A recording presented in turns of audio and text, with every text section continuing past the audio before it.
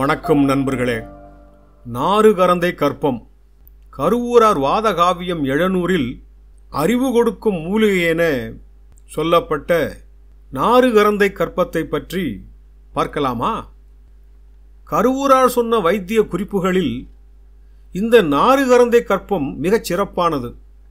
மருத்துவ பக்குவத்தை அறிந்து கொள்ள தெரிவு செய்ய அறிவு வேண்டும் என்பதற்காகவும் அறிவே முதலானது என்ற கோணத்தில் அறிவுக்கும் சித்திக்கும் ஆரோக்கியத்துக்குமான பக்குவமாக இந்த கரந்தை கற்பத்தை சொல்லி இருக்கலாம். கரந்தையிலே பல வகைகள் உண்டு. கொட்டை கரந்தை, சிவகரந்தை, விஷ்ணு கரந்தை, திருநீற்று பச்சை, உருத்திர சடை, சப்ஜா செடி என பல பெயர்களிலும் சொல்லப்படுவதுண்டு. இங்கே கருவூரார் கரந்தையை கொண்டு எளிய பக்குவத்தை பாடலாக சொல்லியிருக்கிறார். பார்த்து வரலாமா? நெறியாக வாழ்வதற்கான கற்பமாக இந்த கரந்தையின் பக்குவத்தை சொல்லியிருக்கலாம். நெறியாக வாழ்வதற்கு அறிவு தேவையல்லவா? அறிவு இருந்தால் ஒழுக்கம் தானாக வரும். அல்லது ஒழுக்கத்தை இன்னவென்று கற்றுக்கொள்ளலாம். கற்றுக்கொள்ளவும் கற்றுக் கொடுப்பதற்குமே அறிவு தேவைப்படுகிறது. அந்த அனுபவத்தை அறிவாக மாற்றுவதற்கு செயல்பாட்டை தீர்மானிக்கும் ஞானம் தேவைப்படுகிறது. அந்த இரண்டையும் பெறுவதற்கு கரந்தையின் பக்குவத்தை சொல்லித் தருவதாக எடுத்துக்கொண்டு கரந்தை செடியை எடுப்பதற்கும் பூர்வபட்ச பிரதமையில் பௌர்ணமி, சஷ்டி, பஞ்சமி, திருதியில் ரோகிணி நாளில் தேங்காய் பழம் சூடம் வைத்து கும்பிட்டு பக்தியுடன் இந்த கரந்தை செடியை எடுக்க வேண்டும் என்று கருவூரார் சொல்கிறார். கரந்தை செடியை எடுத்தாச்சு. மொத்தமா கரந்தை செடியையும் எடுத்து நிழல்ல காய வச்சு பொடியாக்கிட்டு ஒரு சிறு ஸ்பூன் அளவு, சுமாரா 2 கிராம் அளவுக்கு எடுத்து நெய்யில கலந்து சாப்பிடணும்னு சொல்றார். அந்த கரந்த பொடியை 1 மாசத்துக்கு நெய்யில கலந்து சாப்பிட்டு வர்றபோது சத்தியமா புத்தியும் ஞானமும் வந்துடும்னு கருவூரார் சொல்றார். புத்தி வர்றதுக்கு கரந்தை செடி ரொம்ப பயந்துரும்னு புரிச்சுக்கலாம். இந்த கரந்த பொடியை சாப்பிட்டு வர்ற காலத்தில் குருவை அரிசியில செய்த சாதமும் நெய்யும் பாலும் கலந்து சாப்பிட்றது தான் பத்தியமாக சொல்கிறார்.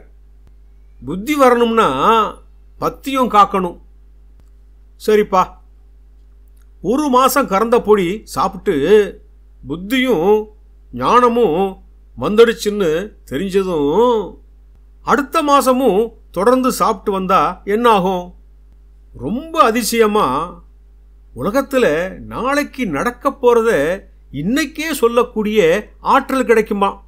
இன்னும் 6 மாசத்துக்கு இந்த கரந்த பொடியை நெய்யில கலந்து சாப்பிட்டு வந்தா என்னாகும்? மகா சித்தி வந்துருங்கிறார். சொன்னதெல்லாம் பலிக்குங்கிற அளவுக்கு சித்தி வந்துருங்கிறார். இதுக்கு பத்தியமா காம வலையில உட்படாதேன்னு கண்டிப்பா சொல்றார். அது மட்டும் இல்ல, கரந்தை பொடியை சாப்பிட்டு வந்தா வானத்துல பறக்கலாமா, கவுனமார்க்கமா போய் வரலாம்னு, இன்னும் அஷ்டமா சித்திகளும் அவருக்கு கைகூடும்னு சொல்றார். 1 மாசம் சாப்பிட்டா அறிவும் ஞானமும் சத்தியமா வந்துடும்.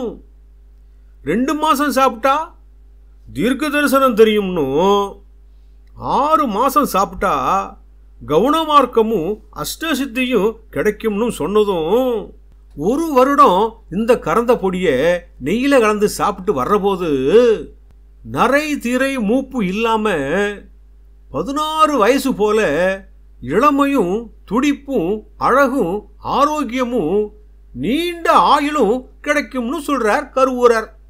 குறிப்பா கரந்தை செடியோட இலையும் வேரும் செடியும் மருத்துவத்தில் பல நோய்களை குணமாக்குகிறது. நோய் எதிர்ப்பு சக்தியும் இரத்தத்தை சுத்தப்படுத்தவும், இதய நோய்களை குணப்படுத்தவும், நுரையீரல் பிரச்சனைகளிலிருந்து குணமாகவும், மூளையின் நரம்புகளை பலப்படுத்தவும், நரம்பு தளர்ச்சியிலிருந்து மீண்டு வரவும், கண் பார்வையை கூர்மையாக்கவும், மனக்கோளாறுகளை சரி செய்யவும், வயிற்றுக்கோளாறுகள், வெள்ளைப்படுதல், கிரந்தி, கரப்பான் நோய்களிலிருந்தும் குணமாக்கவும், இன்னும் பல நோய்களுக்கு அருமருந்தாகவும் கரந்தை செடி பயன்படுகிறது. கற்ப மூலிகைகளில் கரந்தை மூலிகையின் சிறப்பை தமது வைத்தியம் இளநூரில் பாடலாகவும் பக்குவமாகவும் கரூரார் சித்தர் சொல்லித் தந்தது நல்ல விஷயம்தானே. பார்த்த அன்பர்களுக்கு கோடானு கோடி நன்றி.